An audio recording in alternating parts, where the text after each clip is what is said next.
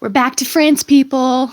We talked a fair amount about the various French revolutions that happened throughout the late 1700s and early 1800s. Needless to say, France did not calm the heck down. There were more French revolutions in the mid 1800s. The people of France were experiencing high unemployment rates, rising food prices, and they were super fed up with politics. All of this led to a series of revolutions in 1848, which ultimately provided people with the right to work and universal male suffrage. It also gave rise to a new artistic and literary movement, realism. Now, realism here does not necessarily refer to, quote, realistic painting. It instead refers to the subject matter. Think about this. All throughout the variety of works we've looked at created in Europe, we've seen depictions of aristocrats, rulers, narratives involving religious figures, traditionally female bodies meant to excite. Historically, art is not for the common people, and very rarely, if ever, has it actually depicted common people until now. Realism depicts the common people living their lives, working. I heard you yawning. I heard you thinking that sounds incredibly boring, but try to put yourself back into the 1800s. Realism here is a rebellion. Artists' livelihoods were no longer necessarily dependent on the commissions from the wealthy, so they could suddenly create outside of those constrictions. Realism is anti-institutional. Realism was punk rock before punk rock. Realism is a giant middle finger to the monarchy and the bourgeoisie who patronized the art market. In France and throughout Europe at this time, museums only displayed work from the past. Salons became the only outlet for current working artists to display their work. Salons were essentially art galleries before art galleries and functioned as the only way for an artist to show their work publicly. Unfortunately, to get into a salon, you had to be accepted. Our two realist artists had to function either within or outside of this salon-based system. Gustave Courbet and Edouard Manet. They're both considered to be the first modern artist celebrities because their work provoked people and caused such reactions. Due to this, they were called avant-garde artists, or artists ahead of their time. Avant-garde artists were always looking for the next new thing to create, the next new subject matter that hasn't been depicted before, the next new technique that might provoke, or the next way to push art farther than it has ever gone before. Avant-garde artists test the boundaries of their viewers. You have these avant-garde artists to thank for that duct-taped banana that happened last year.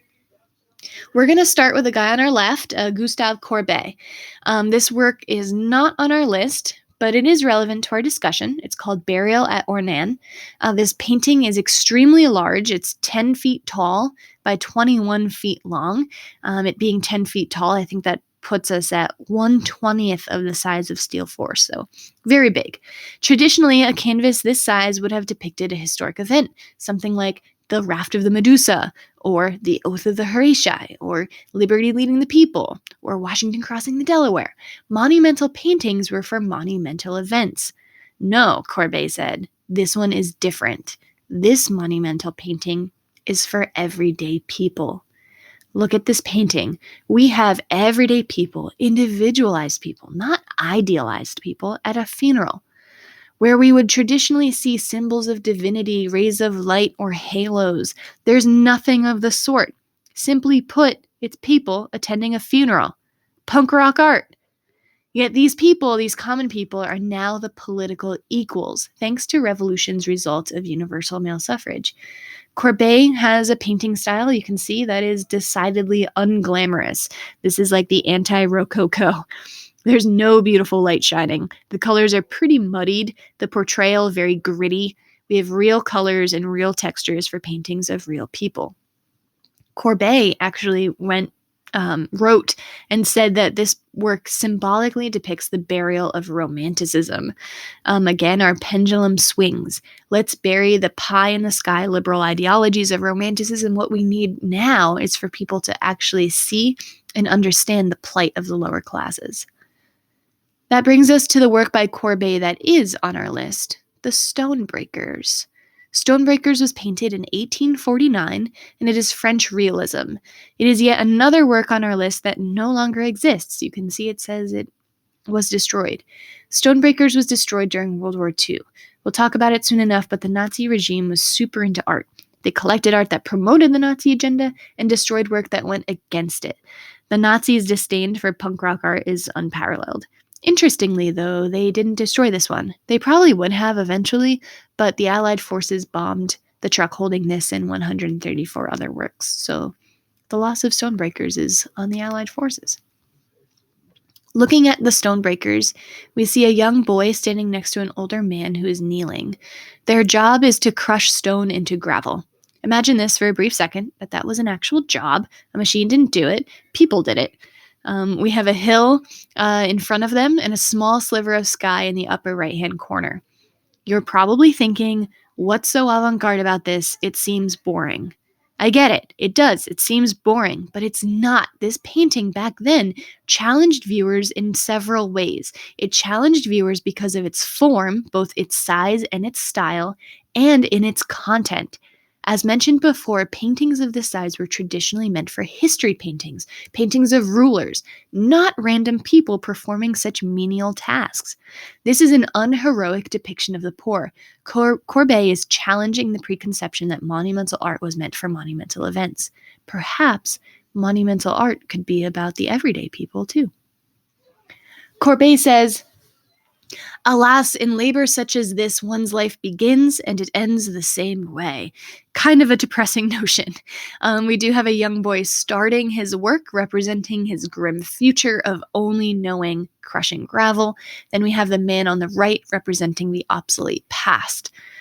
Not only is the subject matter ahead of its time, but Courbet's painting style is as well. His color choices are not beautiful. They're ruddy, they're realistic, they're brown.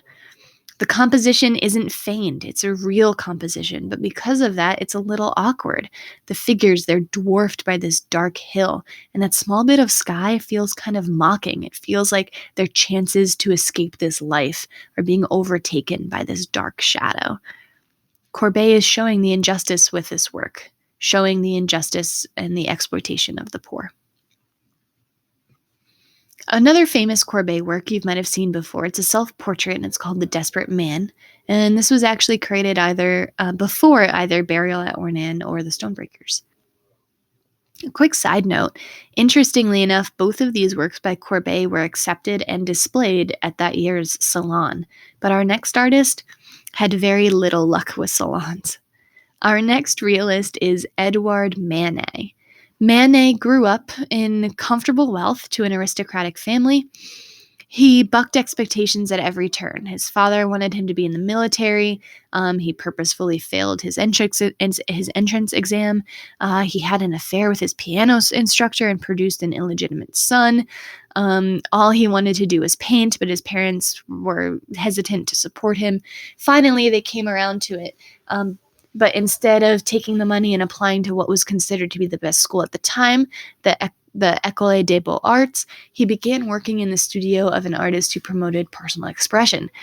Fortunately for Manet, his family's support allowed him enough comfort to create his own studio and pursue his artistic endeavors without ever having to worry about money.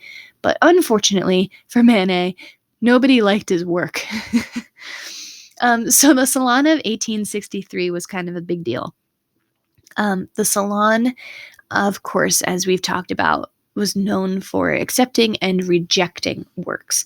And in 1863, the rejected artists all kind of grouped together and were just like, hey, why are you rejecting our works? It's not fair. We think everything should be displayed. And the Salon was like, sure, we'll display everything. And they actually created a second salon called the Salon des Refusés. And the Salon des Refusés, the Salon of the Refused, showed all of the refused artworks so that the public could see what was deemed unworthy of being in the actual salon. This reminds me, growing up, I was a swimmer, and in our summer swim league, if you didn't make the qualifying time to get into championships, you participated in a runners-up meet. And they called the runners-up meet the best of the rest. Seriously, they called the runners-up meet the best of the rest. But this is kind of what the Salon is doing by creating the Salon des Refuses. A rejected work by Manet was displayed at this rejection show, and boy, did people hate it. They deemed it ugly and unartistic. Remember, too, you might be like, who even goes to these salons? But this was the thing to do back then. This is what people did. This was a huge social event. So the reactions to Manet's painting, it was very public, and he went into a pretty severe depression afterwards. He didn't stop creating artwork, though. He didn't even change his style. He continued to paint, and he continued to create artwork that was called radical. The next work on our list is one that challenged the public even more. It challenged them to the point of an art critic calling this work the apostle of the ugly and repulsive. Can you imagine being told that about your work? The apostle of the ugly and repulsive. That's a cold knife to the heart. It is a reclining female nude, so it benefits us to take a look at our past ones. Remember, these past nudes were acceptable to the public because of distance. Distance created by the woman being a mythological figure or the woman being from a different, more, quote, exotic country. There's pretext involved. There's a facade. There's a guise. There's distance being created.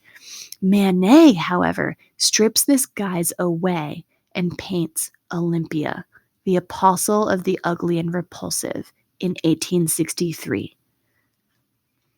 Olympia was incredibly challenging for the public due to its content, its form, and its function. But overall, they despised it due to its honesty. Remember, this is realism, and it's all about honesty. Let's break this down in terms of content first. Why is it avant-garde in terms of content? Well, Olympia was a very common name adopted by Parisian sex workers at the time. So very quickly, the Parisians understood that this was a portrait of a Parisian prostitute. Realism, people, lower-class individuals doing their jobs. How dare Manet paint somebody so low, so immoral, they thought. And look at her, staring at us, unashamed, making eye contact. This is horrifying. What Manet did was he took away the classical ideal. He took away the mythology. He took away the geographic distance. Manet is showing Parisians that sex workers are alive, that they exist here in Paris, that they have always been here, and now you are forced to acknowledge it. He's shoving it in their faces, these people who kind of put their civilization up on a pedestal and hold themselves to a higher standard than the less quote developed countries that the French colonies were involved with. But it's also ahead of its time in terms of form. Manet used blocks of color instead of line, and this color people thought was ugly, rough, and stark. Critics and viewers really hated his skin tones. They felt that Olympia herself looked sickly and that the black servant was too black in direct contrast. Critics and viewers also hated his brushstrokes. They thought that they were too rough, and the whole painting just seemed unfinished. Lastly, Olympia is avant-garde or ahead of its time in terms of function. Remember, Manet is kind of punk rock right now. He's wanting to challenge preconceptions and portray a realistic naked woman. That's exactly what he's doing. The function is not to tell a story. The function is not to reference history. The function is not to show people what life is like abroad. The function here is to show people an honest woman, an honest Parisian woman.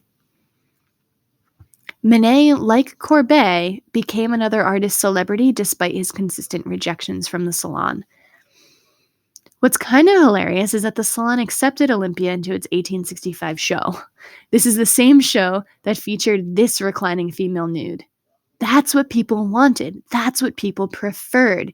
They wanted this Venus figure kind of swooning, arms covering her eyes to avert her gaze, cherubs hovering above as she, I don't know what she's doing here, like floating on top of a wave or something.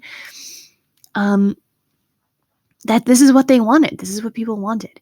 But poor Manet received criticism after criticism. In a letter to a friend, he actually wrote, "They are raining insults down upon me." Yet here we are. 120 so years later, Manet's Olympia is one of the most important 250 works ever created, and I have no idea who painted this mythological Venus of irrelevance here. You might be wondering what the function of the black servant is. So Manet is being a little tongue-in-cheek here by including this figure. France had an influx of black people from their French colonies, and due to general white privilege and superiority complexes, people from colonies were deemed, quote, primitive in comparison to the more, quote, civilized Parisians. Therefore, they felt that these people had a primitive sexuality. Manet is making fun of these hypocrite Parisians. They would have put down this type of primitive sexuality, but in all actuality, sex work was alive and well in Paris at this time. People weren't behaving any differently. As we finish up Olympia, remember, it's not her nudity that shocked people. Really, this isn't about nudity at all. This is about honesty. Manet made this about honesty in painting. Our next movement is Impressionism, and it's important to get a little bit more contextual information at this time regarding the Industrial Revolution. So we're going to see some really significant advancements in technology. Trains are a biggie. Trains are starting to connect the rural to the urban, but Paris is also changing. Paris is expanding its street into wide boulevards. Cafes become hangouts. They're building deluxe apartments. And lastly, photography happens. The camera is invented and it's completely upends what it means to be a fine artist. Imagine being an artist in the late 1800s. You spend your entire life training to turn paint into an illusion, to turn paint into skin, to turn paint into velvet, to turn paint into hair, to turn paint into fur.